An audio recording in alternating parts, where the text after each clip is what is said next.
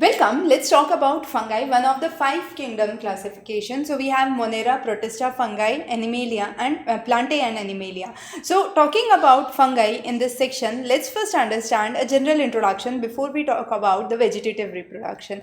Fungi have nearly 50,000 species which are present. Now this is a eukaryotic organism. That means nucleus is well defined. Another important characteristic is it could be found in fresh water, marine water, it could be terrestrial in nature. It can be either saprophyte or parasitic in nature. Again, within parasitic, it could be facultative or obligate.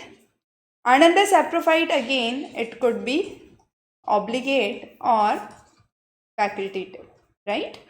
Now, what is a obligate parasite? Obligate parasite, that means it absorbs the food from the host plant and it dies with the host plant.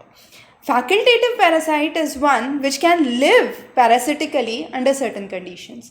Saprophytes are those consume the food. So when we say obligate saprophytes, that means they rely on dead decaying material. And facultative saprophyte is one which is usually parasitic but is not able to absorb food from the decaying host plant, but it is actually parasitic in nature. So that's the major difference. Now coming on to the reproduction in fungi. Reproduction in fungi could be of 3 types: vegetative, asexual and sexual. Asexual and sexual we will cover in a separate lecture. Talking about vegetative reproduction.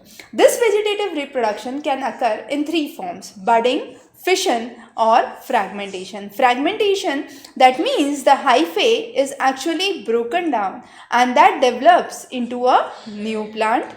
Fission means one cell gets divided into 2 daughter cells. So this is the nucleus, it gets divided into 2 cells. We call this as fission. The same fission process that we see in amoeba. And then is budding, as we see in hydra. So this is a fungi. There would be an outgrowth of it and this would cut as a separate entity. So when we talk about yeast cell, there is an outgrowth and this separates out. So this is called as yeast budding, right? So 3 types of vegetative reproduction that we understand in the case of fungi, which is budding, fission and fragmentation. In the next lecture, we will talk about asexual reproduction and sexual reproductions in fungi. So stay tuned and do follow the links for more information.